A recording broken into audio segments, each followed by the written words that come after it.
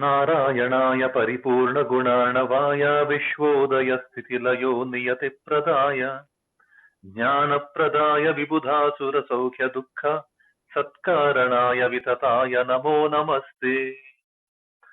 आसीदुदारगुणवारिधिरप्रमेय नारायणः परतमः परमात्स एकः संशान्तसंविदखिलं जठरे निधाय लक्ष्मीभुजान्तरगतः स्वरतोऽपि चाग्रे तस्योदरस्थ जगतः सदमन्दसान्द्रः स्वानन्दतुष्टवपुषोऽपि रमारमस्य भूते निजाश्रितजनस्थ हि सृज्य सृष्टा वीक्षा बभूव परनामनिमेषकान्ते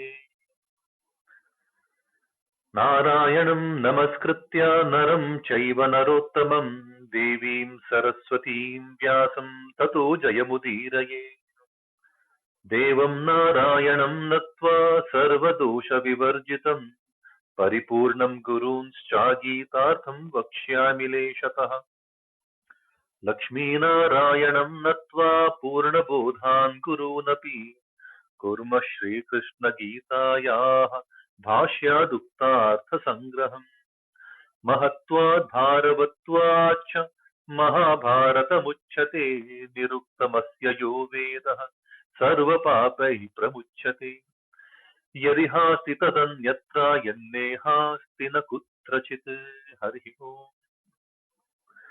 Welcome everyone. We don't have anyone. Okay. Gauraji, thanks for joining us.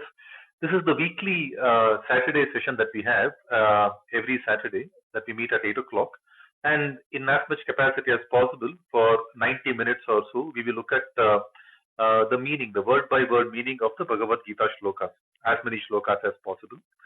So far we have seen the story till the third shloka of the fifth adhyaya. The fifth adhyaya begins, the fifth chapter begins with a question from Arjuna. Until the fourth chapter, then we need to know what was being explained. A quick recap of that. The primary question from Arjuna that led us into the fourth chapter was the question that he asks in the third chapter at the end of the beautiful discourse on why karma, the duties, are essential for all of us to perform. Arjuna's question is very simple. Where do we go wrong? Why do we go wrong? What is it that will drag us away forcibly, even if we don't want? What is it that will drag us away into doing wrong things, into compelling us to do the papa? Atakena prayuktoyam papam charati purushaha anichannapi te varsneya balativa niyojitaha. So that's the part from where we are drawn into Krishna giving us a very beautiful explanation of kama, krodha. These are the things that will take us away from doing our duties, right? We are all, I mean, most of us want to do our duties. The day before the exam, we will keep the alarm. A week before the exam, we'll set the alarm. We make some planners and things like that. But suddenly, when a very close friend calls, we get engaged in unnecessary frivolous talks, right? When relatives come, we need to confine ourselves into the room, but we cannot come out of the rooms and then start engaging in the discussions with them. And that discussion can happen anytime. What is it that is dragging us forcibly? We know deep inside our hearts, we all know that we need to be studying, but something is dragging us away. So that's kama, that's krodha, rajo guna samudbhava, rooted in the kama, and goes on to explain, right, how to control them, which is basically controlling the indriya, manas, buddhi, atma in the gradation. Atma, can be paramatma and things like that. And that is what leads us into the fourth adhyaya, where he starts explaining more and more about the paratattva, something that is bigger than indriya. There is something bigger than manas. There is something bigger than buddhi, and there is something bigger than the buddhi. That's where he ends the third adhyaya, right? So what is that para? That para para is a very beautiful word. Sometimes para can be looked at as something higher. Sometimes para, the same word, is looked at as an enemy. Enemy can always get one over us, right? I mean, they are always one up over us, right? So they are always scoring one over the other. So para can be enemy also, and that enemy is what Srimad Ramanujacharya calls as kama. That para in the third adhyaya is called as para, right? So kama, and sometimes Arjuna is also called parantapa, the one who destroys the enemies, right? So para can be a beautiful word, but nonetheless, the brief of the fourth adhyaya is that in three parts, right? The first part of the third adhyaya the first 15 odd shlokas, we get to hear the beautiful Paratattva, which will lead into the great Para, which is the Paramatma Tattva. We get to hear a lot about Paramatma, his divine grace, like how he comes and restores the dharma, how he has given the world order of, the fourfold varnashrama, how he has helped us with various different abhimani devatas who can fulfill all our karma, karma prada, desires, like, kangshantaha karmanam siddhim. So he establishes all that very beautiful Paramatma Tattva, and then finally tells Arjuna, your ancestors, everyone has been knowing this very beautifully, and then they have been engaged in performing their duties for achievement of the path of the moksha, mumukshubihi, right? So, kuru karmaiva tasmatvam, you should also do your duties just like them. Okay, purvaihi purva kritam, kritam, like, just like how all your ancestors have done, you should also do your duties. So the first 15 shlokas of the fourth adhyaya was all about Paratattva or the Paramatma Tattva. And then about, shloka number 16 till about shloka number 33, right? So for about good 18 odd shlokas, we get to hear the Nivritti. Nivritti is not relinquishing the work. It is relinquishing the attachment over the results, any kind of a sangha. That's what we get to hear. And that's exactly what the Buddhivantas, Buddhimans do. Right? Karmani, akarma, like, you can see clay in your work. A beautiful phrase that I picked up from Ramesh ji's last week discussion, right? So, akarmani karma yah pashyet, karmani akarma yah pashyet. That's why in karma, if you can see akarma, which is in work, if you can see clay. And in recreation, you stay duty bound, right? You don't relax, you don't keep your guards off, right? So, if you can do that, those are the buddhiman, and they can achieve anything. Kritna karma, whatever work we do, we will be the buddhiman if we can adopt. So that one shloka, shloka number 18, perhaps explains a lot about this chapter. But then, getting to know more and more about the buddhiman, the lakshanas of the buddhiman, we are then given a very beautiful discourse about various types of yajna. Because at the end of the day, the nivritti is not about relinquishing actions, right? It's about relinquishing the attachment over the results of the action. We do it for the sake of the loka sangraha, and that is where the yajna comes. Like, the first thing that he talks about, yajna is laying the overall picture: brahmarpanam, brahmahavihi, brahmagno, brahmanahutam. So everything is this brahmadhina karya, right? And then goes on to explain there are different types of yajna. Daivamevapare yajna, brahmagnavapare yajna, like, Shrotrādīni indriyāni sayyamagnishu yajna, Shabdādīni vishayananye indriyagnishu yajna, dravya yajna, tapo yajna, yoga yajna, swadhyaya yajna, jnana yajna, pranapana, even pranayama is a yajna. When done with a very nice thought, very proper thought, it's a shared ether that we all share, right? I mean, this entire ether that we inhale, exhale, and things like that. It's a shared entity, and there is a lot more, seriousness about it when we give a thought, and that is the source behind life. And then, apare niyata ahara, there is also niyata ahara. That's also yajna. So then, in terms of explaining the nivritti part for those 18 shlokas, finally he concludes saying that it's all about yajna. And yajna, he also explains, like, ya is the yatna, right? Yatata, like, effort. Yajna is not without effort, and yajna is not complete without jnana, which is the jnana. So there are two components of yajna: ya, which is for yatna, prayatna, and jna, which is for the jnana. And he explains everything very nicely. Karmajan vidhitam sarvam. All of this is born out of action, and they are all jnane parisamaptiti. Their ultimate samapti is in the jnanotpatti, right? So he explains that very beautifully. Then, when he says that jnanotpatti, he explains jnana, the glories of jnana from shloka number 34. We get to hear some beautiful messages. One, jnana, it's not easy to get jnana directly, right? So there is broadly speaking, there are three types of jnana, right? The pratyaksha jnana, which comes through our jnanendriyas. But what comes through the jnanendriyas can be upadika, right? Can be misleading, can be illusion. There can be a lot of illusions. And hence we need some learned people. And this is where our ancestry comes to play. our heredity, the heritage comes to play. So people will give us indirect knowledge. Tad viddhi pranipatena, pariprashnena, sevaya. The shloka number 34 is a beautiful depiction of how a devout student should be to acquire that indirect jnana, that paroksha jnana from the Guru. Tad viddhi pranipatena, surrender, pariprashnena, keen inquiry, sevaya, by subservient attitude towards the Guru. Upadekshanti te jnanam. Then those guru, the jnaninaha, tattva darshinaha jnaninaha, the ones who understand the tattva very well, those jnanis will give you the upadesha, right? But that is not enough, because the jnana has to get internalized, right? Because yajnatva na punarmoham, you shouldn't get diluted again once you gain that knowledge.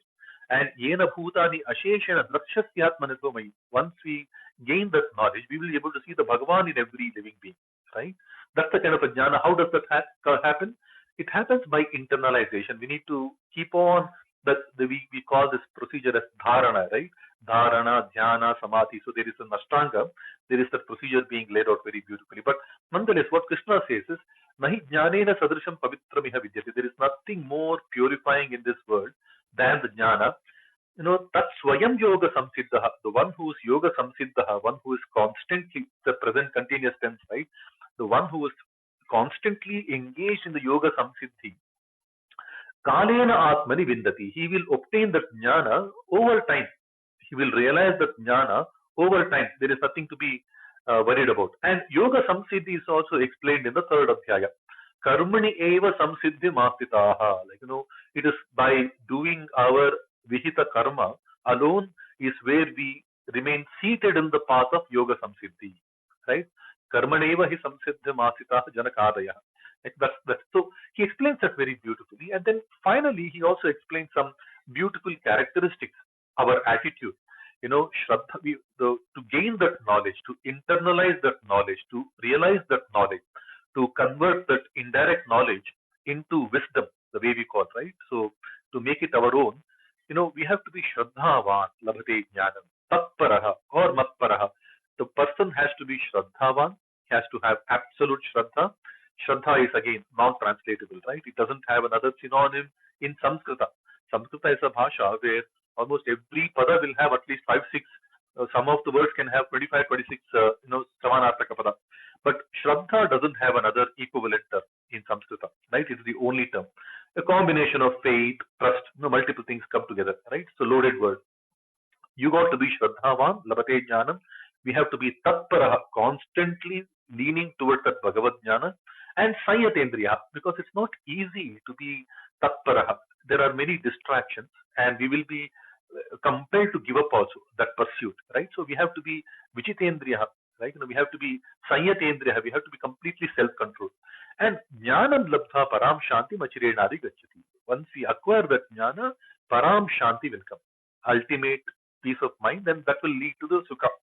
But Ajnascha, Ashraddadhanascha, they will be Vinashyati. So he explains that very clearly, the qualities that a jnani should possess to acquire that knowledge. And once we have those qualities, kalena, over time we will be able to realize that knowledge. And finally concludes saying that this jnana is important, you will gain that. Hence, you give up your confusion, yoga sanyasta karmanam, jnana sanchinna samshayam, stay engaged in yoga sanyasta, in the yoga sanyasta karmanam, in the yoga sanyasta karmanam. Now that's a loaded term again, but he says jnana sanchinna samshayam, killing all your samshaya with the jnana.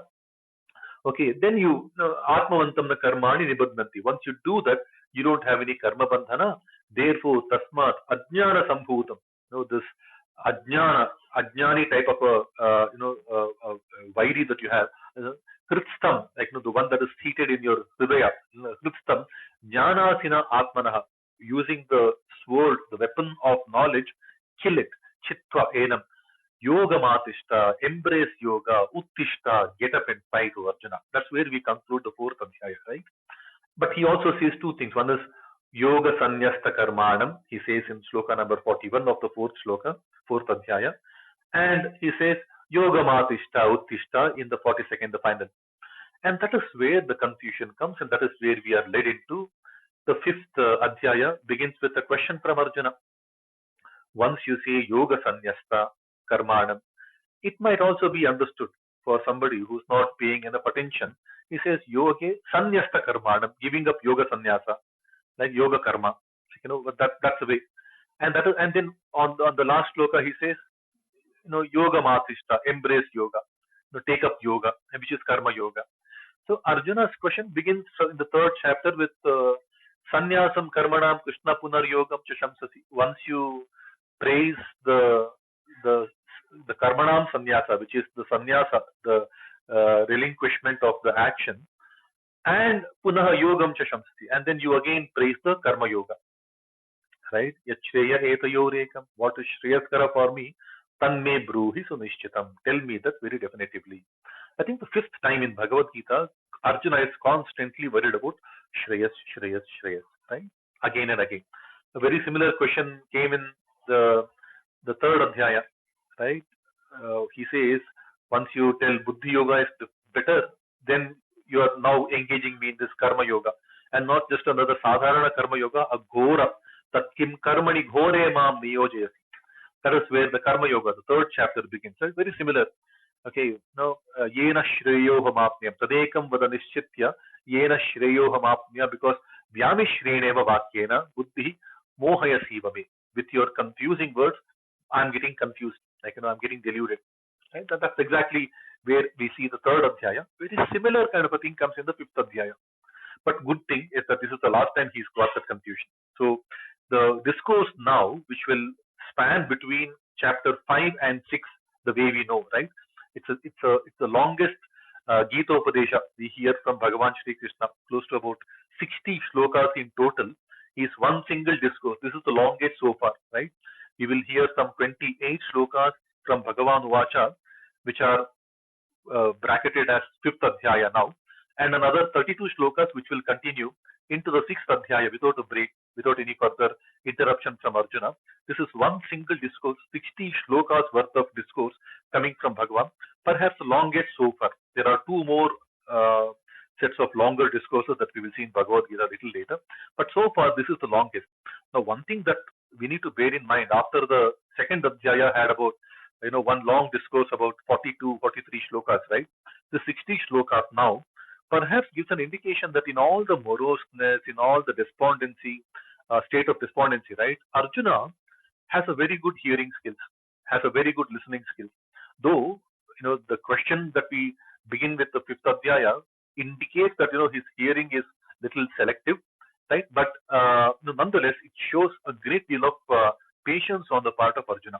Very good listener that he is, because 60 shlokas, it's difficult to digest them, and all the shlokas are loaded. So the question is, Krishna, once you praise sannyasa, yoga sannyasta karmanam, na nibadnanti, Dhananjaya, right? So once you give up your yoga sannyasta karmanam, you don't have any karma bandhana. Then you again praise yoga, yoga matishta uttishta bharata, right? Tayostu karma, then he says, etayoho, yet ekam, which is that one thing that is better, tell me. So then we see two shlokas from Bhagavan. In the previous session we closed. First thing he says, okay, both are good.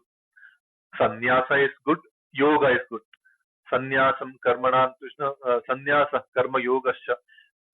Karma yoga and sannyasa both are excellent. Both are shreyaskara for you. Both are muktidayaka for you. But tayoho, in between those two, tayoho to karma sannyasat, than giving up karma sannyasa, karma yoga vishishyate. The nishkama karma is better. And then he goes on to make one more very interesting point. Nyeyaha, no. Saha nitya sannyasi. That guy is a nitya sannyasi, no part-time sannyasi. Yo na dveshti, the one who doesn't have any dvesha, any kind of a aversions, like that I can't do this, I can't do that, I can only fight the war, I can only take up begging. No such dvesha. Okay, na kamshiti, there is no special desire that I want this. Okay, I want the kingdom, I want the Guruji as well. You can't have any of those akans. Yona dveshti na kamshati, nirdvantvaha, and who doesn't have any more questions, because this is the third or fourth time Arjuna is displaying the element of confusion. What is better for me? Who are you? How do I know that you are earlier than Vivaswan. So all of these, no dvandva. Nirdvandvo hi mahabaho. No, so Shuti, Nirdvandvo hi mahabaho sukam bandhat pramuchyate. He will get swiftly freed from bandhana. Right? So a loaded shloka is where we stopped in the previous adhyaya. Today we will continue. With the fourth shloka, right, of the fifth adhyaya. It reads like this. Okay. Yat sankhyaih prapyate sthanam. Sorry, I think that's not. Shloka number 4 from the fifth adhyaya. Sankhya yogo prithagpalah pravadanti na panditaah ekamapyastitah samyak ubhayor vindate phalam. So you can, I think Vijayji has given the link. You can click on this link. This link was down a couple of days ago, but it's up again. It's a good website.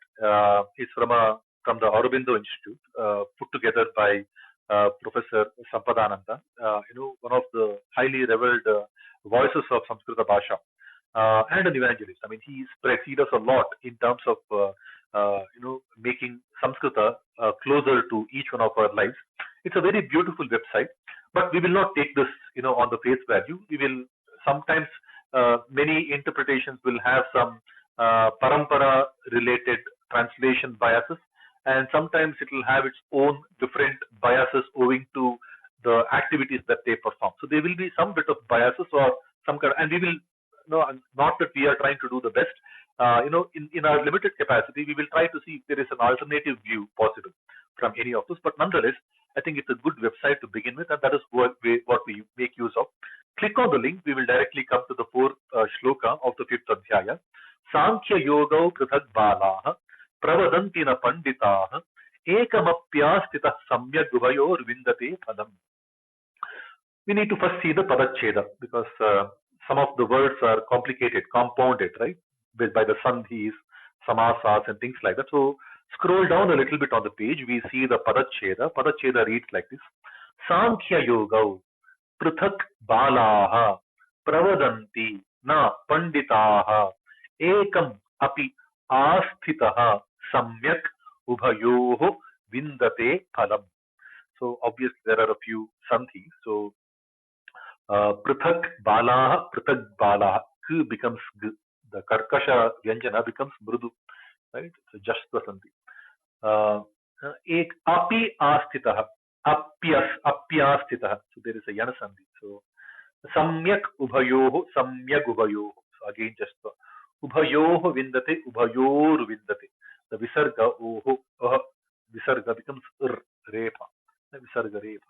Ubhayoho vindate, ubhayor vindate phalam.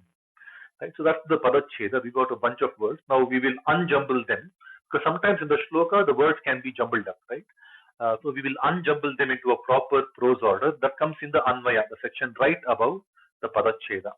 Hey Arjuna, Sankhya yoga kritak iti balaha pravadanti na panditaha pravadanti ekamapi samyak astitaha ubhayoho phalam vindate. What kind of a meaning does it give? For that, we need to go on top again, scroll up a little bit, and click on this link called dictionary. Right? When we see the dictionary, hey Arjuna, Sankhya yoga, Sankhya and yoga, upayoga, like it's a dvandva together. Sankhya and yoga, it's a dvivachana, right? Sankhya yoga, Sankhya and yoga, prithak iti, are different. Okay, like that. Balaha pravadanti, only inferior people, lowly people, children, pravadanti, they speak of it like that. Only children, only inferior people think that Sankhya and yoga are two different things. Panditaha na pravadanti. The panditas don't speak of it like that, right? Ekamapi samyak astitaha. Even if you embrace one single path very properly, samyak astitaha, very properly you remain in any of these two, ubhayoho phalam vindate. You will gain the advantage of both, right? Whether it's Sankhya or Karma. Okay, yoga is basically Karma yoga, right? Sankhya is basically the thing about asceticism. Now this is interesting, right? The second shloka, he says that Sannyasah karma yogahascha nishtheya sakarabhukau. He is somewhere hinting in the second shloka that sannyasa and karma yoga are two different things. But it is not so. We know for the fact that both sannyasa cannot be without uh, karma yoga. Now, to understand that better, I think there is a popular misconception that will happen, the misnomer that will happen when we know for the fact that sannyasa is also a name of an ashrama. But in that ashrama, we don't necessarily give up the action, but basically in that ashrama, our intention is to give up the dvesha, raga, all of that unwanted, the ill bhavas. Like, we don't want them, like durbhavas. We don't want. So giving up that is actually good. Okay, sannyasa is actually good. And in the sannyasa ashrama, you perhaps are not in a position to do much of vihita karma. We don't have much of vihita karma, right? But when we look at sannyasa here, when Krishna says, tayostu karma sannyasa, he puts the distinction very clearly. You can't have sannyasa, a relinquishment of the karma, right? So now, what he meant then was that, Sankhya, even Sankhya is, so somewhere one of the interpretation of the sannyasa is that, he is hinting at Sankhya. And this is perhaps true because Arjuna doesn't refute this kind of a shloka. Because the bias coming from Arjuna is that, from the third adhyaya, the same thought process was there in the third adhyaya. Once you praise Buddhi Yoga, which is a Sankhya path, and then you praise the Karma, like, which is the Karma Yoga path. Okay, tell me what is better. And then the answer from Krishna was that Lokesmin Vividha Nishta. Like, Sankhya Yogena, Jnana Yogena Sankhyanam, Karma Yogena Yoginam. So he had made that very clear, right? So now he brings the same thing. What Arjuna was thinking as sannyasa is basically the path of Sankhya. That is not for you. So what he says is that, Sankhya and yoga are different paths. Only the children believe that, Arjuna. Because in the fourth adhyaya, he clarifies that, right? All of this, when we perform this yajnartaka karma, right, everything is born out of karma. Karmajan eva tan vidhi. Sarvan eva, etan sarvan karmajan eva iti vidhi. Like, they are all born out of karma only. And then he also then goes to mention that, all of these things, jnanena parisamapyate. All of these things will culminate in jnana. So the path of karma, Sankhya could look like a different path. They will converge into the same. This is where Acharya Madhva, while explaining some of the tenets of the third adhyaya, he quotes from the Varaha Purana. Ajnana, jnanadam karma, jnaninam loka sangraha. So for an ajnani, the jnana dayaka is karma. There is no other way to learn. There is no other way to gain knowledge other than karma. After we gain the karma, then we can spread that jnana, right? If I learn something out of my experience, out of my action, then I have that institutionalized knowledge, then I can pass it on to my children, my peers and things like that. And for them, so that is a loka sangraha for my part. So then I continue to do karma for the sake of loka sangraha, right? So ajnanam jnanadam karma, jnanadam karma, jnaninam loka sangraha, and attaiva tushtidam mahyam. When I get sorted, resolved into that path, sa muktananda purtita. That is my singular path for mukti, right? So both Sankhya and karma are the same. Only children, only lowly people, only the inferior people think Sankhya and yoga are two different things. So again back, right? So he did not rubbish the question from Arjuna upfront. He respected the question from Arjuna for what it's worth. He goes on to explain it in as much sincerity as possible. Okay, sannyasa is good, which is a sannyasa ashrama. Karma is also good. Like, both of them are muktidayaka for you. But if you're thinking about karma sannyasa, that is not good. Karma yoga is better. He explains that very, very nicely. Right? Now he comes to say, Arjuna, Sankhya and yoga to be different is a thought process only from inferior people, not of Pandita. Now, Pandita as a word is significant, right? This is the third time we hear Arjuna being referred to, something as around Pandita. Because if Panditas think like that, what is the need for Arjuna, right? So Panda, Panda, they are all from the same root. Panda means Buddhi, the intellect, right? So Pandava, Pandita, Pandu, they are all in the same root. They are all rooted in the same Antakarana, which is the Buddhi, right? So if you are a Buddhiman, then you should know that both Sankhya and Yoga are the same. Okay, even if you embrace one singular path, If you embrace Sankhya path or the Karma Yoga path, okay, if you properly embrace them, Ubhayoho Palam Vindati, you will gain the benefit of both, which is basically the Nishkamatva, which is basically Atma Shuddhi process, and then the Jnana, whatever you need. And that's exactly continuation from the fourth Adhyaya. Right? So that's the quick look at this. Let's see what Aurobindo says for the interpretation on the shloka. When we click back on the shloka, the link called shloka, and scroll down at the end of the page, main page, we see Sri Aurobindo's interpretation. Children speak of Sankhya and Yoga as apart from one another, not the wise. If a man applies himself integrally, properly to one path, he gets the fruits of both. Right? Children can be understood as inferior. Balaha, ajnaha. Okay, ajnanis, like not so well, discerning people. So not necessarily children from the literal sense, but people who are inferior, people who are not so knowledgeable. Right? So they are the one who think Sankhya and Yoga to be two different paths. Right? So I think this is pretty straightforward now. Okay, so basically what he's slowly directing towards the thought process is they both are the same, right? And I think that will get clarified in shloka number 5. Right? Shloka number 5, we click on the link next and we land in shloka number 5. It says, Yat Sankhyaih prapyate sthanam tad yogairapi gamyate ekam Sankhyam cha yogam cha yah pashyati sa pashyati. Yat Sankhyaih prapyate sthanam tad yogairapi gamyate ekam Sankhyam cha yogam cha yah pashyati saha pashyati. The Padacheda gives us Yat Sankhyaih prapyate sthanam tat yogaih api gamyate ekam Sankhyam cha yogam cha yah pashyati saha pashyati. Right? The Anvaya, the prose order, the unjumbling of the verse, it gives us here Arjuna Sankhyaihi yat sthanam prapyate yogaihi api tadeva gamyate. Yah Sankhyam yogam cha ekam iti pashyati saha eva pashyati. Right? What does that mean? We click on dictionary. We get to say Arjuna Sankhyahi, by the people of Sankhya, yat sthanam prapyate, whatever position is attained, whatever status, whatever result, whatever siddhi is achieved. Tadeva, that only yogaihi api gamyate, that alone will be taken to by the yogis also. They both take the same path, no difference, right? They are not different.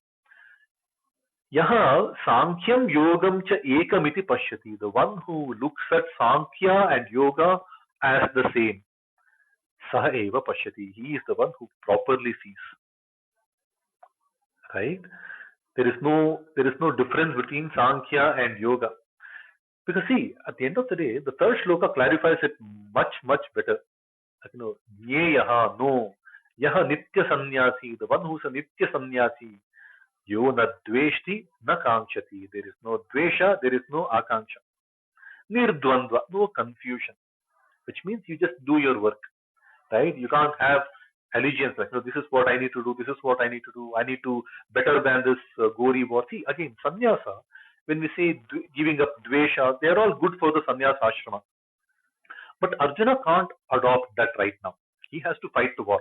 So somewhere we can see the bias, strong bias coming in Arjuna, slowly by slowly taken off by Krishna in one line after another. Right? So let's see what Aurobindo interpretation says for this. It says, the status which is attained by the Sankhya people who take to Sankhya, to that the men of yoga also arrive. Who sees Sankhya and yoga as one? He sees. I think very literal translation. They haven't given much of opinion here, which is nice, which is quite good. Right? So sannyasa and yoga are the same. So when we look at this section, right, from shloka number 2 till I think shloka number 8, 9, we will see one consistent theme. Yoga, sannyasa cannot be decoupled. They are not be de-linked from one another. I think coming back from the third adhyaya, he says, nacha sannyasana deva siddhim samadhigacchati. By just doing sannyasa, there is no siddhi that anybody will acquire. Right? So I think the consistency has to be noted here. Let's see what shloka number 6 is. We move on to the next one. Okay, you click on the next link on the top. Sannyāsastu mahabāho dukkhamāptumayogataha yogayukto munirbrahma nachirena adhigacchati. So sixth shloka, very nice. Sannyāsastu mahabāho dukkhamāptumayogataha yogayukto munirbrahma nachirena adhigacchati. What does the padacheda give us? Sannyāsaha tu mahabāho dukkam aptum ayogataha yoga yuktaha munihi brahma nachirena adhigacchati. Beautiful, right? So let's unjumble them. Hey Mahabaho, again Mahabaho, every time we use the word, we see the word Mahabaho, indirectly there is a sense of responsibility being injected, right? Hey Mahabaho, because mighty shoulder. Shouldering is idiomatically shoulder the responsibility, right? Hey Mahabaho, ayogataha tu sanyasaha dukkham aptum. Ayogataha tu sanyasaha aptum dukkham. Okay, there is some mistake here. I think we'll put the dukkham before. So ayogataha tu sanyasaha dukkham aptum. We'll draw a line. We'll draw a full stop there. Yoga yuktaha munihi tu na chirena brahma adhigacchati. I think let's split that. I get a little confused with the way the Anvaya is given here. So, he Mahabaho, ayogataha tu sanyasaha dukkham aptum. Full stop. Yoga yuktaha munihi tu achirena nachirena brahma adhigacchati. What does that mean? Let's click on dictionary. Hey Mahabaho, oh mighty armed, Arjuna in bracket, who is capable of great responsibilities, right? Because the entire Pandava army is looked at as Bhima Arjuna Sama. Like, Arjuna is equivalent to half the might of the Pandava army, the other half being Bhima. Everyone else is also ranked, right? So they are like that. But nonetheless, we'll see. Hey Mahabaho, O Arjuna, ayogataha tu, without yoga. Na yogataha, right? Ayogataha tu, without yoga, but sanyasaha, the sannyasa, renunciation, dukkham aptum. It begets dukkha. It is difficult to obtain. There are two ways. Dukkha is also sorrow, right? Dukkha can be, dukkhakara can be too difficult. Dukkha can be also sorrowful. If you take up sannyasa without yoga, it can be dukkhakara. It can be difficult. There are two ways of looking at it, right? So this website says dukkha is difficult, and we all know dukkha in the colloquial sense. Dukkha means sorrow. But yoga yuktaha, the one who is yoga yukta, munihi, that munihi, nachirena brahma adhigacchati. Nachirena, without any delay. Brahma adhigacchati. He will attain Brahma.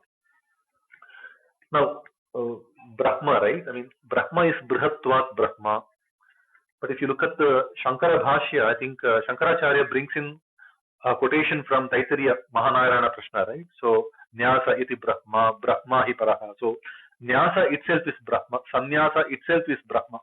A proper Nyasa itself is Brahma, right? So, if you look at the Madhva Bhashya says Brahma is iti Atma, Atma iti Brahma. There are different interpretations. And Yoga Yuktaha, united with Yoga. Yoge Yuktaha, okay. So Yoga Yukta can be Yogena Yuktaha, one who's engaged by yoga, one who's engaged with yoga. It can be Yoga Yuktaha, who is engaged for the sake of yoga, or Yoga Yuktaha, or one who's engaged in yoga. It can be multiple. So the preposition can be a little here and there. Yogena Yuktaha, Yoga Yuktaha, Yoge Yuktaha. Anything can be, because when we do samasa, saptasu pratama, in all of the vibhaktis will collapse into the pratama vibhakti, right? So yoga yuktaha can be yogena yuktaha, yoga yuktaha, yoge yuktaha. I think here it is taken as yogena yuktaha, which is good, which is okay. We'll keep it that way, right? But there are other interpretations possible. When we want to do more chintana, other interpretations are possible. So what he says is, hey Mahabaho, ayogataha sanyasaha tu dukkham aptum. Without yoga, sannyasa is dukkhakara. Sannyasa will give you sorrows. Now look at this, right? See, sannyasa, one of the fundamental ways in which we need to look at sannyasa from the modern day context is as a team spirit. Now, when we are so much for the team, we all tend to do like suddenly in our offices, somebody says, "You got to display team spirit." But if I relinquish my core job description and then be team para, I lean towards the team activities, then that is dukkha kara. I will acquire sorrow very soon, right? I can't give up my duty and then favor the cause for the broader team. No, I have to still stay put in my current responsibilities and then do my thing. Now, if the sannyasa can be the jnana, whatever jnana we do without the yoga, it is dukkha kara. It is very difficult. We will not be able to realize much without the action.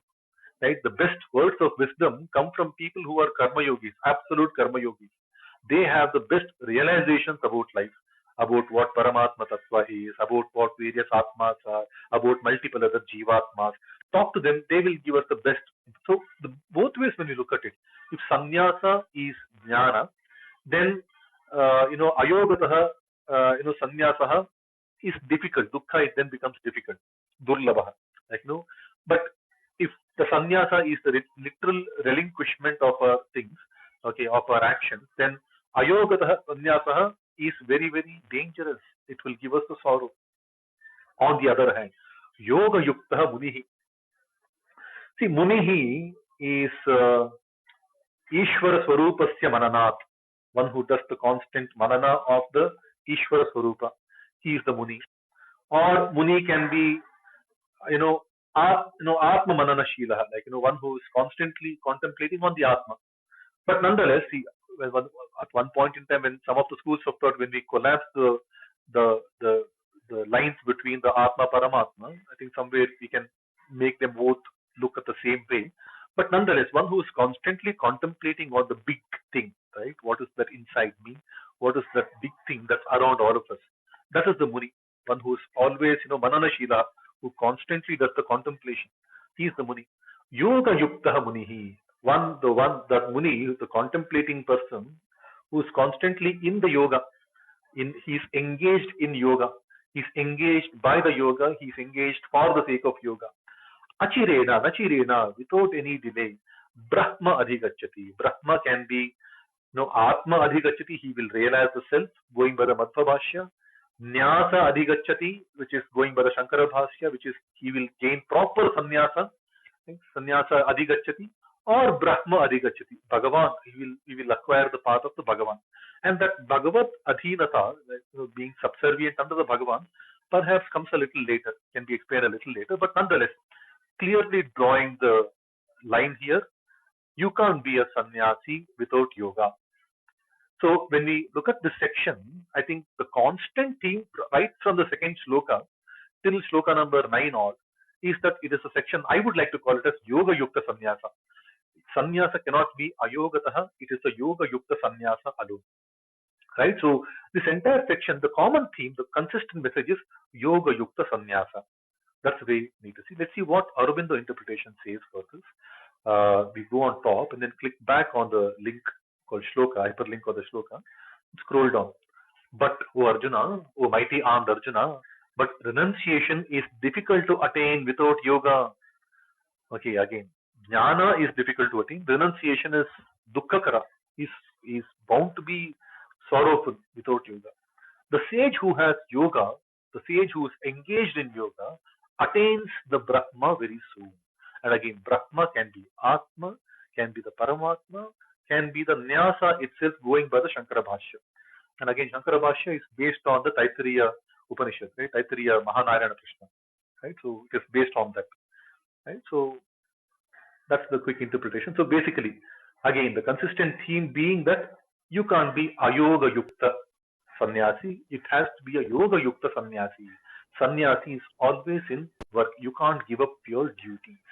Now, this is very important because I think there are many schools, especially the modern day schools, which will, promote, giving up this daily life and run to the Himalayas and then sit in the hermitage and kind of, keep doing meditation, serious. I mean, those are good, but they are good as a quick, recreational break. They can't be the permanent way of life. We have to see the tranquility within the ostensibly appearing noise around us. If I can't, cut off my receptors to the noise around me and maintain the tranquility, all the practice that we do sitting in the Himalayas, sitting under the Bodhi tree, perhaps are not really helping us, because it then serves like a dope. The minute we are disconnected from the dope, we are getting more and more craving, and we are getting agitated with the noise around us, right? So again, we run back. I think somewhere that yoga yukta sannyasa has to be properly understood. Let's not contemplate too much on this. We can speak, discuss. I think towards the end of the discourse, at around 9:30, we'll keep the stage open. If anybody wants to add something around this thought, please do come up on stage and share your views. We'll move on to the next shloka, shloka number 7. It reads like this. Yoga yukto vishuddhatma vijitatma jitendriyaha sarva bhutatma bhutatma kuruvannapi na lipyate. Yoga yukto vishuddhatma vijitatma jitendriyaha sarva bhutatma bhutatma kuruvannapi na lipyate. What does the padacheda give us? Yoga yuktaha vishuddhatma vijita atma jitendriyaha sarva bhuta atma kuruvan api na lipyate. So when we unjumble these words in the proper prose order, the Anvaya gives us the prose order, right? Hey Arjuna, so this is like a summary. Yoga yuktaha vishuddhatma vijitatma jitendriyaha sarva bhutatma bhutatma kuruvan api karma karyam kuruvan api na lipyate. What does that mean? When we click on dictionary, we say yoga yuktaha, the one who is constantly engaged in yoga, the one who is in yoga. Vishuddhatma, one who's got the pure Atma. Vijitatma, one who's mastered the Atma. Jitendriyaha, one who has won over the Indriyas, conquered the senses. Sarva Bhutatma Bhutatma, one whose self becomes the self of all existences. Kuruvan api, even while doing the works. Api also even. Na lipyati, does not get attached, does not get involved. See, Atma as a word has to be understood. I mean, we will see more about Atma in the next chapter, right? 6th chapter. It's called the Atma Sanyama Yoga. Almost every shloka, every second shloka brings in the reference of the word Atma. The next Adhyaya, we will see more about it there. But I think very briefly, Adatte iti Atma, the one that receives, one who is experiencing, one who is receiving everything. Like no Adatte, one who takes everything. That is Atma. Adatte iti Atma. Now, when we see the next chapter, I think it becomes a little more clearer, right? Because in one shloka, Atma is used to describe senses. In one shloka, Atma is used to describe the manas. In one shloka, Atma is the chitta, the Vishuddha chitta. In one shloka, it is used to describe the buddhi, because they all receive. At the end of the day, all of these antakaranas are receiving something. They're all, and Paramatma is also Atma. Many a times, even Paramatma is sometimes referred to as Atma, because everything is receiving from us, right? So, to that extent, so when we say Vishuddhatma, Shuddhatma, I mean, this translation is perhaps not so, palatable for a lot of Sanatanis who don't like to use this semantic terms, right? Like soul and things like that. So we will keep away from that. Vishuddha soul, pure soul, we will Vishuddhatma as, Vishuddha Chitta. We'll call it as Chitta, because that is the Atma, right? The pure Atma is the pure Chitta, the highest among the Antakaranas, Mano, Buddhi, Ahankara, Chitta. The people who are familiar with the Nirvana Shatkam, Mano, Buddhi, Ahankara, Chitta, Rinaham. So when we go to the bodilessness, we cancel one after the other, right? One after the other. So slowly, one by one, we keep cancelling multiple bodily, lingatmaka rupas, and then that is where we become nirvana rupa, right? So bodilessness can be done only looking at, cancelling one by one. So cancel mano, buddhi, ahankara, chitta. And many of these times, the orderliness are very, very intact. People, the greatest of the Shastras, Don't miss out on the chronology. Right? Even in Bhagavad-Gita, if whenever Krishna gives us a list of things, like they will not be jumbled at. Like we saw in the fourth adhyaya, right? We saw one example where we hear, dravya yajnas, tapo yajnas, yoga yajnas, tathapare, swadhyaya jnana yajnas, yatayas samshita vrataha. So he speaks about dravya yajna, yoga yajna, tapo yajna, dravya yajna, tapo yajna, yoga yajna, swadhyaya yajna, and jnana yajna. And that is the order. That is the order of ascendancy. Because he clarifies that. Shreyam Dravyamayad Yajna Jnana Yajna Parantapa. So Jnana Yajna is superior. He clarifies that. So there is an order. Dravya Yajna is the first. And it is also the lowest. And then little higher than the Dravya Yajna, which comes after the Dravya. Dravya is basically sponsorship. Nothing can work without sponsorship. So Tapa Yajna is very important after that. And after Tapa Yajna, more important than Tapa Yajna is my Yoga Yajna. More important than Yoga Yajna, Swadhyaya Yajna. The highest among all of them is the Jnana Yajna. So there is a very clear orderliness, right? So it doesn't take away the order. So even when Shankaracharya gives us Mano, Buddhi, Hankara, Chitta, there is a very clear orderliness. The lowest among those Antakaranas is the Manas. Little higher than that is the Buddhi. Little higher than that is the Ahankara. And top of all of this, the top of the pile of all these Antakaranas is the Chitta. And that is rooted in the Mula Prakriti. And the higher among that is the Purusha. And the highest in that Tattva tree, the way we want to call it, is the Paramatma, the Ishvara, right? Urdhva Mula Madaha Shaka. All of the other things are branches, Shaka. The Urdhva, the one right at the top, the Kutastha, the topmost one, is that Ishvara. That's the way we have to understand it. So when we say Vishuddhatma, we should understand that to be the Vishuddha Chitta. And when we say Vichitatma, it is the Swachcha Sharira. Like, Sharira can also be Adati. So here we have to call it as a Swachcha Sharira. And Jitendriya, okay, Indriya Nigrahavan. Again, we have to understand that to be the one who is completely, and Sarva Bhutatma, while it says one whose self becomes a self of all, basically, Samyak Darshi, he is a Samadarshana. He's the one who looks at everyone in the same, because that's what we saw, right? Yena Bhutani Asheshena. No, the Jnana, once we understand this Paramatma Jnana, Yena Bhutani Asheshena Drakshasi Atmanyatho Mayi. They will see me, the Paramatma Tattva in all the living beings. Right? So that's the Samyak Darshi, Samadarshana. Like, and Kurvanapi, Acharanapi, Karma Acharanapi, na lipyate, na badhyate. Does not get tainted, does not get smeared with the Karma Bandha. That's the way we have to perhaps take some discretion and understand it. So basically, summarizing the Yoga Yuktatva, right? Yoga Yukta Sannyasa is telling Arjuna, don't get confused about which is better.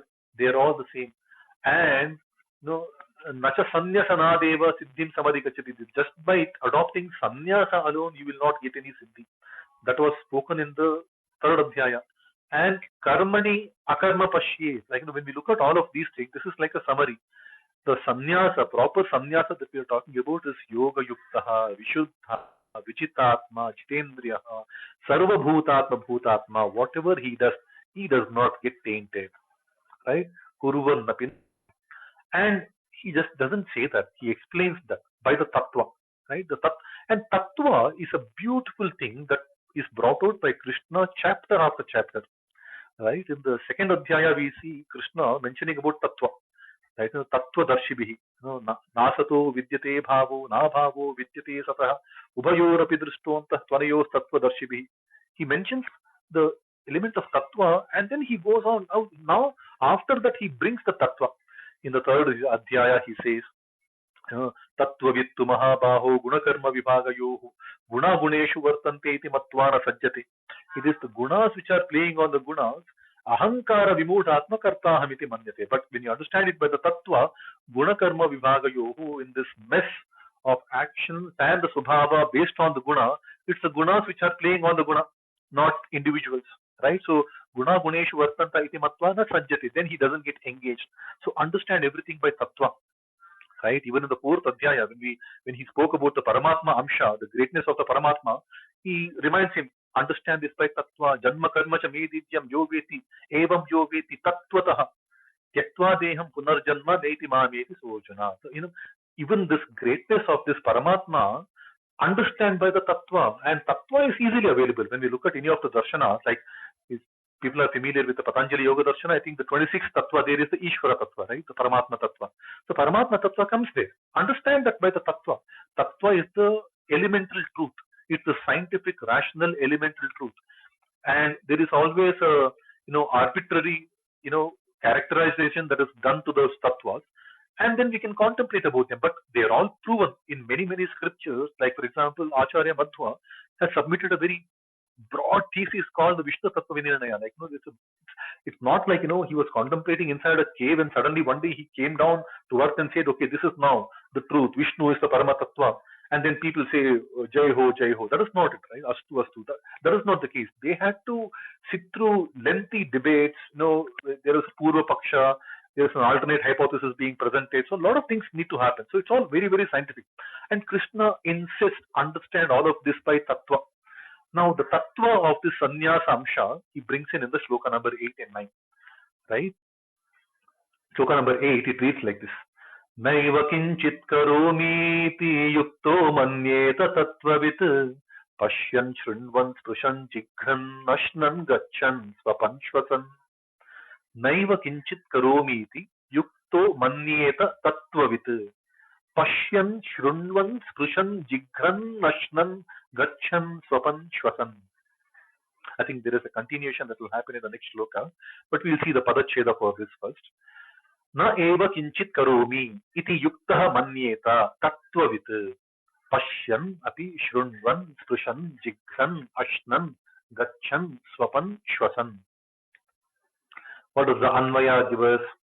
Hey Arjuna, yuktah, yoga yuktah, tattvavit pashyan shrunvan sprushan jighan ashnan gachan swapan shvasan api na eva kinchit karomi iti manyeta. Right? What does that mean? So that we click on dictionary. Hey Arjuna, yukta, yoga yukta, the one who is engaged in yoga, because yukta now, whenever we say yukta, it has to be yoga yukta, right? Default. And yoga is karma yoga by default. We have to understand that. Tattvavitu yaha pashyan shrunvan sprushan jighan tattvavitu yukta, the one who understands the principles of tattva, one who understands the elemental truth and who is yukta, like a tattvavita yukta, one who properly discerning yogi, pashyan api, shrunvan api, sprushan api, jigran api, ashnan api, gachan api, swapan api, shwasan api. Whatever he does, whether he sees something, he is hearing something, while touching something, while smelling something, while eating something, while moving around somewhere, while sleeping a bit, or while breathing. Right? Whatever he does, Jigran is smelling and Shwasan is breathing, but both happen through the Nasika. Right? Na eva kinchit karomi iti manyeta. That part is missing in the dictionary. It will come in the next shloka, I think. But I am not doing anything. He thinks like that. Na eva kinchit karomi. I might be breathing, but that's an incidental thing that is happening through my nostrils. I am not doing it. It's happening. I'm seeing something. Okay, I'm not seeing, but it's happening. The sight is falling into my eyes. I am not hearing anything. I am not moving around. There is some work that is happening through me, and this movement is happening incidentally. Right? So, na eva kinchit karomi iti manyeta. He will think that I am not doing anything. The proper sannyasa tattva, right? We have to understand the sannyasa tattva with the elemental truth. And he breaks it down through multiple avayavas, multiple karmendriyas, jnanendriyas, right? So let's see Aurobindo's interpretation. He who is in yoga, the pure soul, master of his self, who has conquered the senses, whose self becomes the self of all existences. Okay, I think this is all qualities coming from the previous shloka. Okay, even though he does works, he is not involved in them. I think the explanation given is from the previous shloka. Vijitatma, Jitendriya, Vishuddhatma, Sarvabhutatma, Bhutatma. Again, it's continuation, right? So, which is right. But it might get a little confusing when we look at the Pratipadartha and the Tatparya, right? But nonetheless, what Aurobindo interpretation this website is doing is, it is bringing the element from the previous shloka, stops here, and then we will continue to the next shloka and complete it. So for that, we click on the next shloka. We'll see the next shloka directly. So it says, oh sorry, Shloka number 8, right? Okay. Oh, my apologies. I was looking at the previous one. Okay. The Aurobindo interpretation says, the man who knows the principles of things, tattvavit, right? Things, and his mind in yoga, yukta. I am not doing nothing. I am doing nothing. Even when he sees, when he hears, when he's tasting something, when he's smelling something, when he's eating, when he's moving around, when he's sleeping, when he's breathing. Okay, he holds that it is only the senses acting upon objects of the senses. Okay, that comes in the next shloka again. Guna guneshu vartanta comes in the next shloka. We'll see that. Right? So basically, we need to look at two shlokas together. It's on shloka number 9 now. प्रलपन् विसृजन् गृह्णन्नुन्मिषन् निमिषन्नपि इन्द्रियाणि इन्द्रियार्थेषु वर्तन्त इति धारयन् प्रलपन् विसृजन् गृह्णन्नुन्मिषन् निमिषन्नपि इन्द्रियाणि इन्द्रियार्थेषु वर्तन्ते इति धारयन्. Okay, let's see the padacheda. Pralapan visrujan grihnan unmishan nimishan api indriyani indriyartheshu vartante iti dharayan. Right? So when we see the anvaya, which is yuktaha tattvavit yuktaha, no pashyanapi shrunvanapi, we'll continue from the previous shloka, right? Pashyan shrunvan sprushan jigran ashnanapi gacchanapi swapan api shwasan api pralapan api visrujan api grihnan api unmishan nimishan api na eva kinchit karomi iti manyeta. Again coming from the previous shloka, right? Na eva kinchit karomi iti manyeta indriyani indriyartheshu eva vartante iti dharayan. Okay, what does that mean? We click on the dictionary. Hey Arjuna, that same tattva with yukta, the one who is pledged in the tattva, who knows the tattva, which is all the way from the lowest of the tattva, which is the panchamahabhuta, panchatanmatra, jnanendriya, karmendriya, to the highest of the tattva, right? Chitta, prakriti, that mahat, pradhana, whatever we call them, all the way up to the parameshwara, right? Ishvara. When he pralapan, while speaking, while visrujan, while releasing, visarjana, right? Visarjana is basically releasing, excreting, ejecting. Grihnan, while grabbing something, grahan, while taking, like, unmishan, while opening the eyes, nimishan, closing the eyes. So, for the fact that, nimisha comes from flapping of the eyes, right? 3 times, 5 times, there is a duration for it. So, unmishan, nimishan is even while seeing something, even while fluttering the eyes. Api indriyani indriyartheshu eva vartante. The senses are working or acting upon the indriyartha, which is the objects of the senses. It is the equation. It is a cheshta. It is an activity happening between the senses and the objects of the senses. I am not doing anything.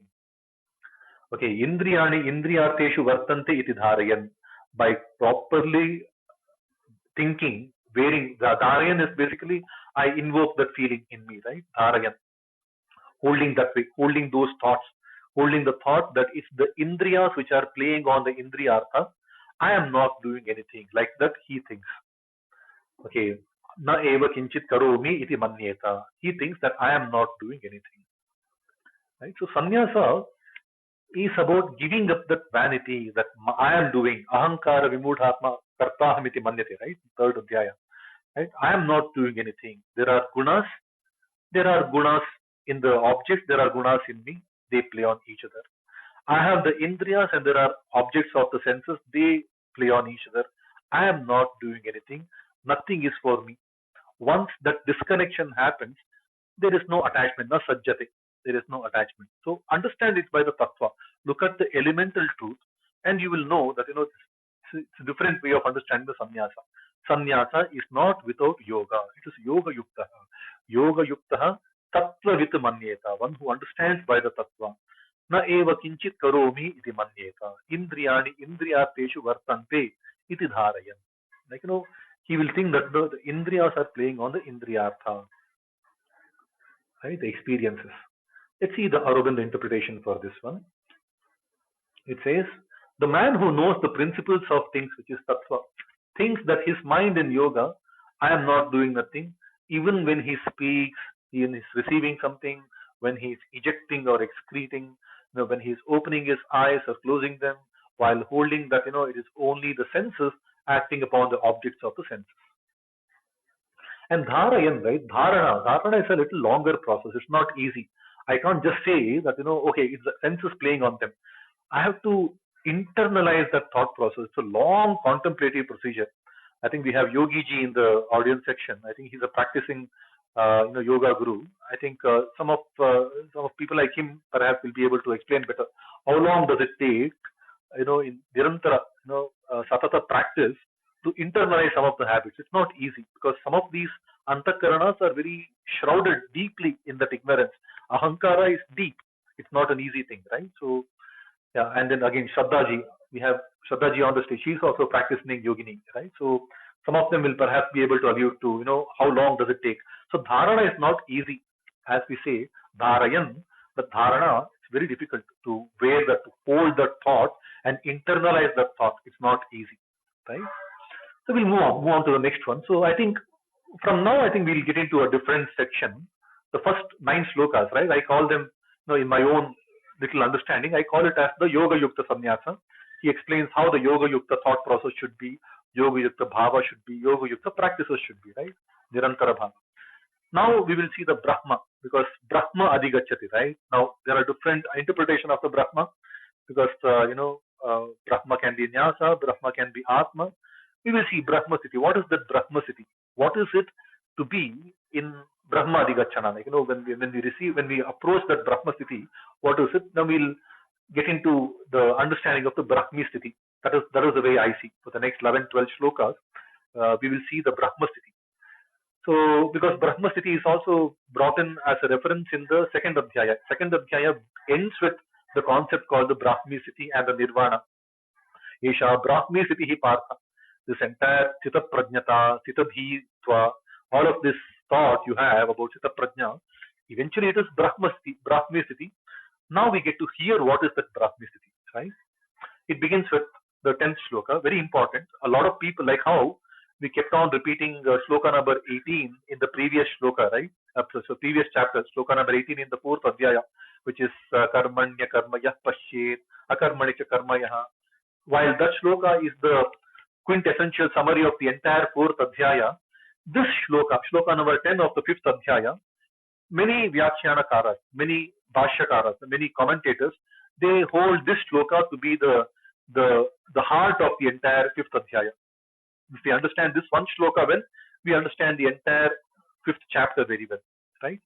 So it reads like this: Brahmanyadhaya karmani sangam tyaktva karoti yaha lipyate na sa papena padmapatramivambhasa.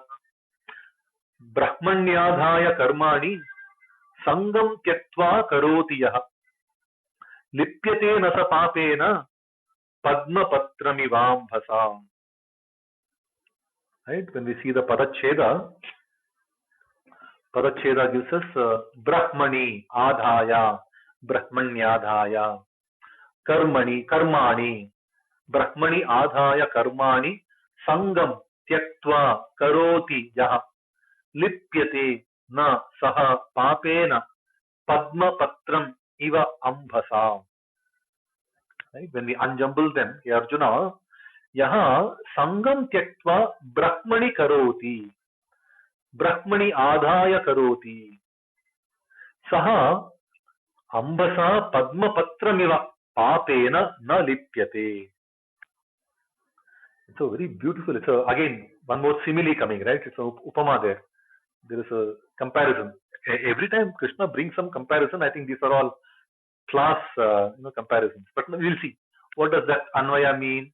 Yaha Sangam Tyaktva Brahmani Adhaya Karmani Karoti Saha Ambhasa Padma Patramiva Papena Na Lipyate.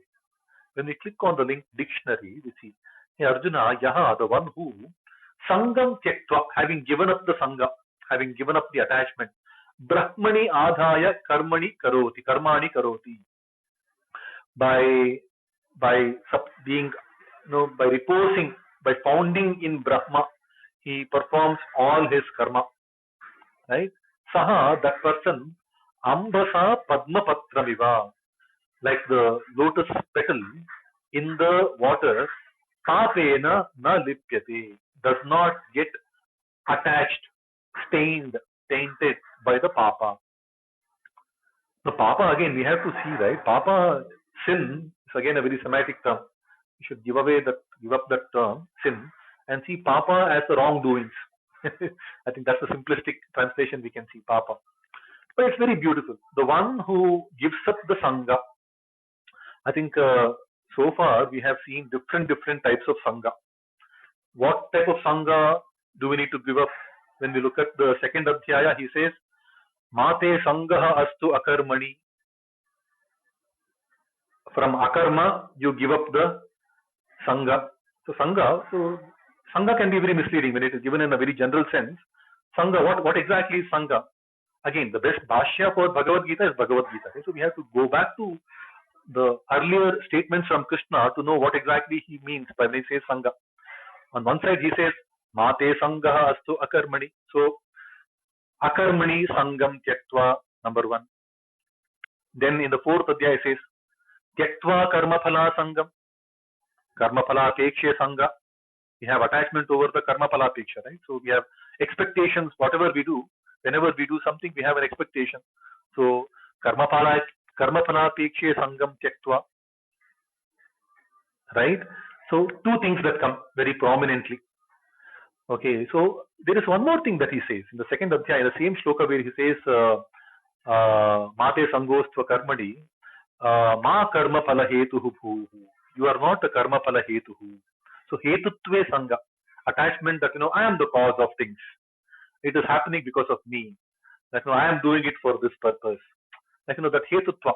So when we look at the previous narratives within Bhagavad-Gita, in that shloka number 47 of the second adhyaya and shloka number 20 of the fourth adhyaya, when we look at them, when right now when he is telling sangam tyaktva, yaha sangam tyaktva, that sangha is fundamentally akarmani sangam tyaktva, karma hetutve sangam tyaktva, and karma phala apekshe tyaktva karma phala sangam. Right? Give up these three sangha. Right? These are the three prominent sanghas that we need to give up. Right now we look at sangam tyaktva. Hey Arjuna, the one who gives up these three sanghas, akarmani sangha, that you can't stay without work. You can't abdicate your duties. You have to continue to perform your duties. Karma sadachara, samachara. He explained, niyatam kuru karmatvam karmajyayo he karmanaha. Karachitapi sharira yatre, like in your sharira yatra, in your bodily progress, na prasiddhi akarmanaha, never get famous because of akarma, in your inaction. No one should get famous in inaction. That's what he says in the third adhyaya, right? So akarmani sangam tyaktva, hetutve sangam tyaktva, karma phala apeksha sangam tyaktva. Give up your attachment to karma phala apeksha for you being the causal factor of your action, and in inaction. Give up these three sangam tyaktva. Brahmani adhaya. When we say Brahmani adhaya, basically when you repose in Brahma, when you are founded in Brahma, when you are rooted in Brahma, go back to that shloka in the fourth adhyaya. Brahmarpanam, Brahmahavihi, Brahmagno, Brahmanahutam. Everything is Brahma. I am part of Brahma. The doer of the action is Brahma. What we do is part of Brahma. What we include in the action, those ingredients, they're all part of Brahma. For what sake it gets into, that is Brahma. What it manifests into, that is Brahma. Where it all moves into, that is Brahma. Who is consuming them all, that is Brahma. Right? Brahmarpanam, Brahmahavihi, Brahma. So when you internalize that shloka, I think shloka number 24, right, from the fourth adhyaya, that is the Brahmani adhaya, the thought process of Brahmani adhaya. In the Brahmani adhaya, karmani karoti, one with that proper pledge, surrender, reposing in the concept of Brahma and giving up all attachments. All attachments are basically akarmani attachment, hetutve attachment, and karma phala apeksha attachment. One who does that guy, that person, ambasa padma patramiva, just like how the lotus petals are in the water, papena na lipyate. This is a beautiful simile. The same Maharshi Vyasa, he uses another simile, right? He uses, Mahabharata is loaded with similes, right?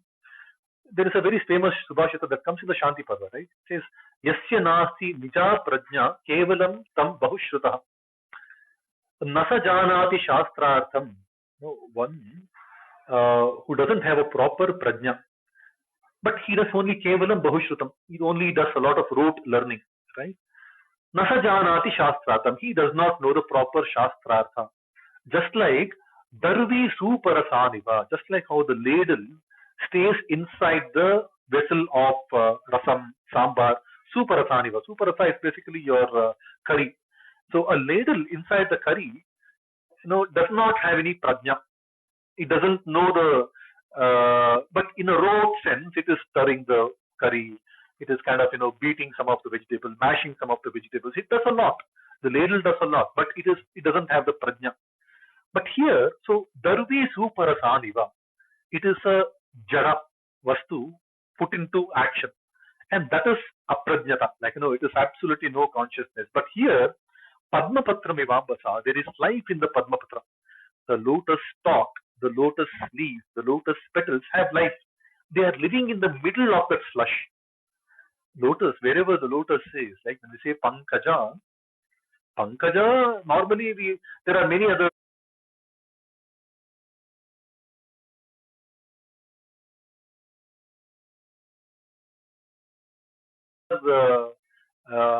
termites and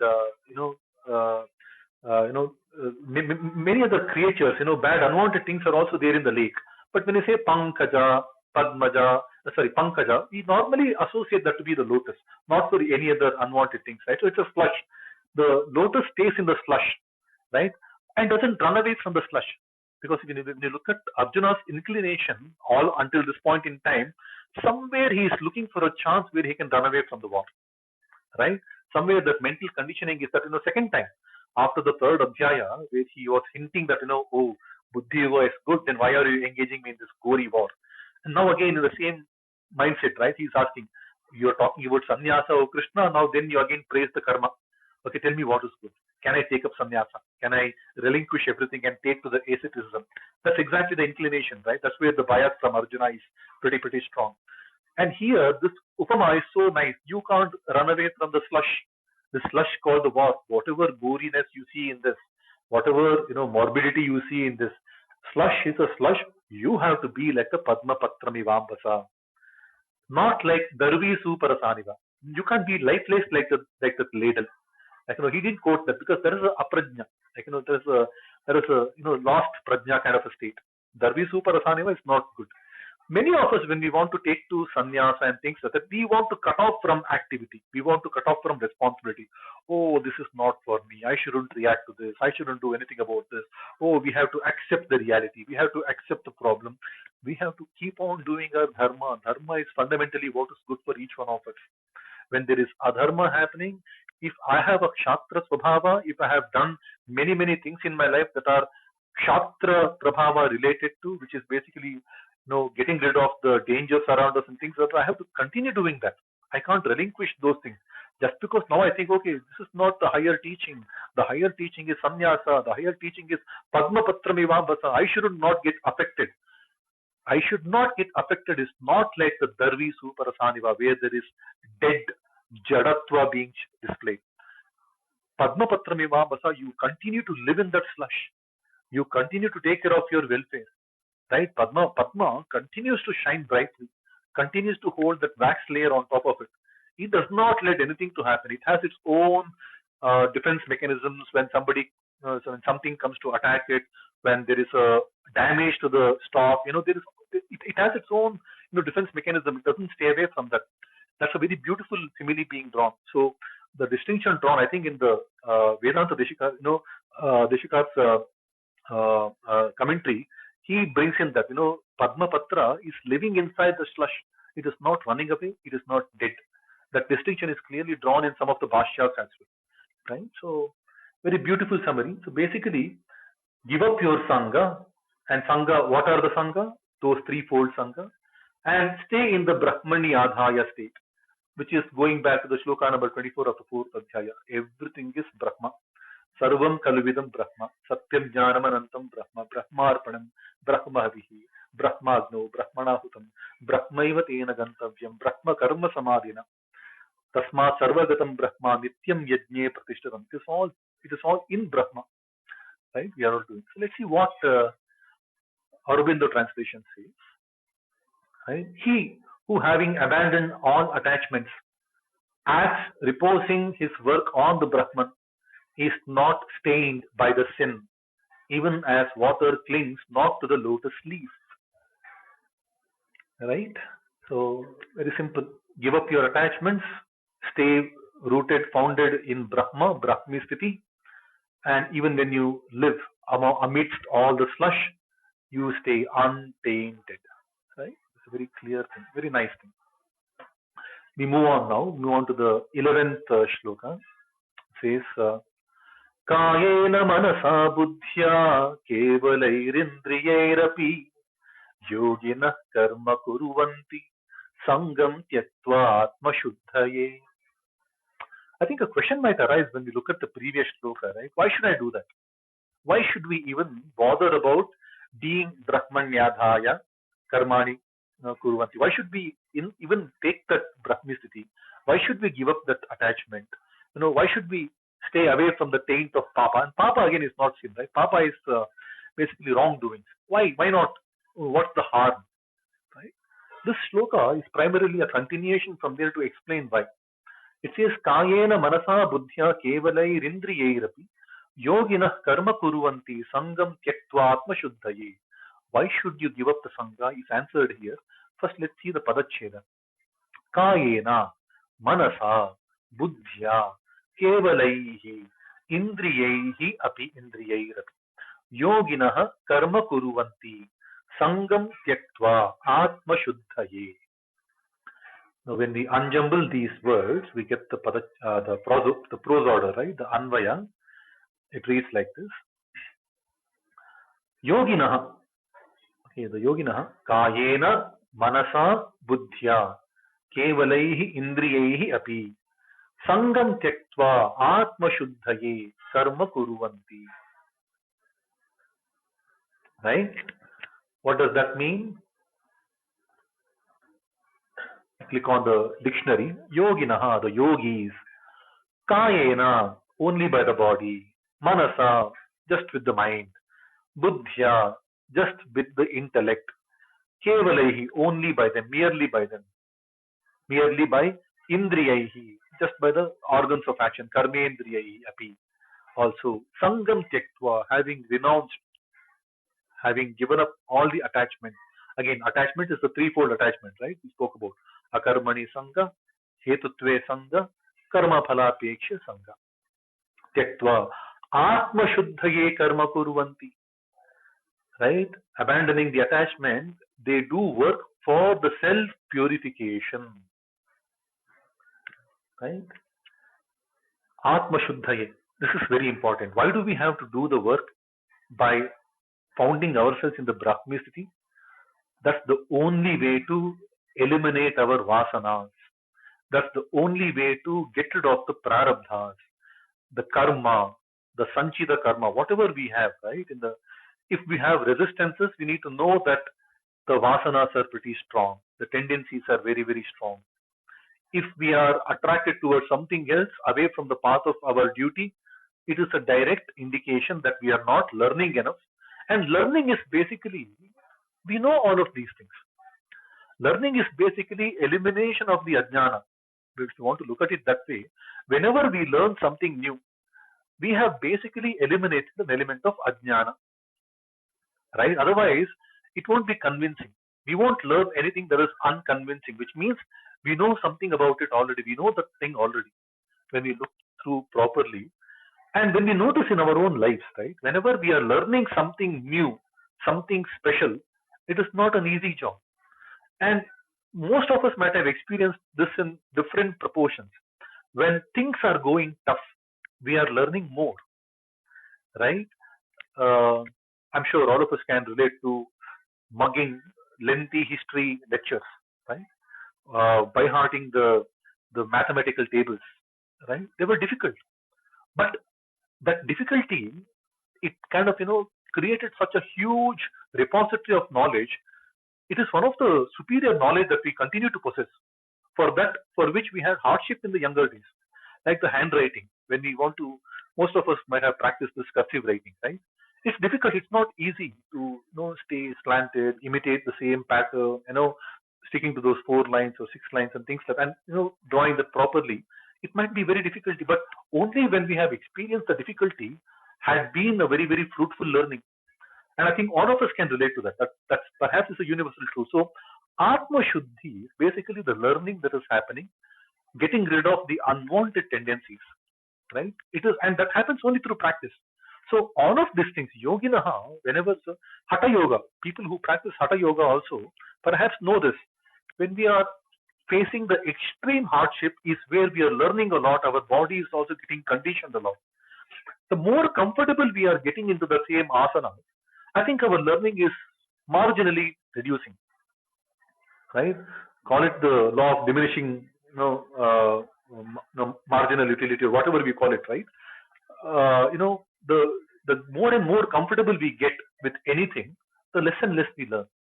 When we read novels, if the book is very easy to flip through, our learning is fewer, our entertainment perhaps is more.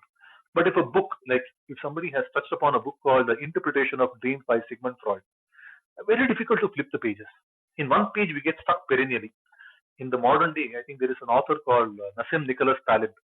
He's written a couple of books. One is called Fooled by Randomness, The Black Swan. It's not easy to flip through the pages. And if by the same author, if there are books where it's easy to flip through the pages, we should know immediately that our learning is less in this. And if there is something where we are finding it extremely difficult to flip through the pages, the newest experience I had was this professor called Professor S.N. Balagangar. His books are difficult to flip through, not easy to read, right?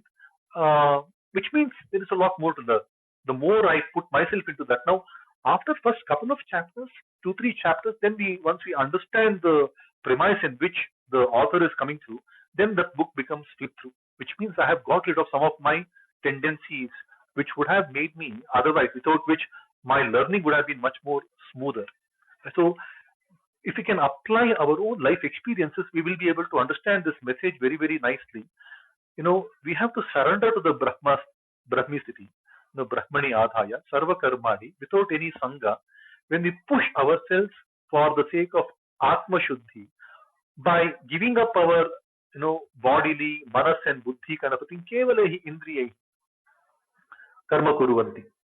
When we do that, okay, the similar kind of a message came in the third adhyaya. Yastvindriyani manasa niyamya rabate Arjuna karmendriyaihi karma yogam asaktaha saha vishishyati. No, that is the great person. And what does he achieve? He explains that in this shloka. Atma Shuddhi is what we achieve. Atma Shuddhi is basically getting rid of our vasanas, the tendencies. And once we remove them, it's a one-way ticket. There is no more acquiring of the same vasana. We have learned something new. We have developed something new within all of us. Let's see what Aurobindo translation says. Therefore, the yogis, staying in the state of, therefore is basically from the previous shloka, right? Which is Brahmanyadhaya, Sangam Tyaktva. Therefore, the yogis do the work with the body, mind, understanding, or the intellect, or even merely with the organs of action, abandoning the attachment for the sake of self-purification. Right? Why should we do that Brahmicity Karya, Brahmanyadhyaya karma, primarily for the Atma Shuddhi. Very beautifully, I think Krishna explains the simplest way to achieve Atma Shuddhi in this. And I think we can all perhaps allude to this teaching when we contemplate very discerningly to some of our own life events, like I was quoting as examples. So we move on. I think there is more of the Brahmicity that Krishna explains. Okay, so in the state of Brahmicity, what all happens? Right? So I would call all of these shlokas, from shloka number 10 till perhaps shloka number 20, all those 11, 12 odd shlokas, all explain the Brahmicity, the concept that he briefly introduced in the second adhyaya, the end of the second adhyaya, where he says, Esha, all this Stita Prajnata, whatever explanation, it's all Brahmicity. Right? So next, shloka number 12. युक्तः कर्मफलं त्यक्त्वा शान्तिमाप्नोति नैष्ठिकीम् अयुक्तः कामकारेण फले सक्तो निबध्यते. Okay. युक्तः कर्मफलं त्यक्त्वा शान्तिमाप्नोति नैष्ठिकीम् अयुक्तः कामकारेण फले सक्तो निबध्यते. The Padacheda says, Yuktah karmaphalam tyaktva shantim apnoti naishtikim. Ayuktah tu kamakarena phale saktah nibadhyate. The Anvaya reads like this. Yuktah karmaphalam tyaktva naishtikim shantim apnoti. Ayuktah tu kamakarena phale saktah nibadhyate. Right? If you, so there is a tyaktva karma phala, like karma, the sangha has to be, sangam tyaktva atma shuddhaye. We have to give up the sangha.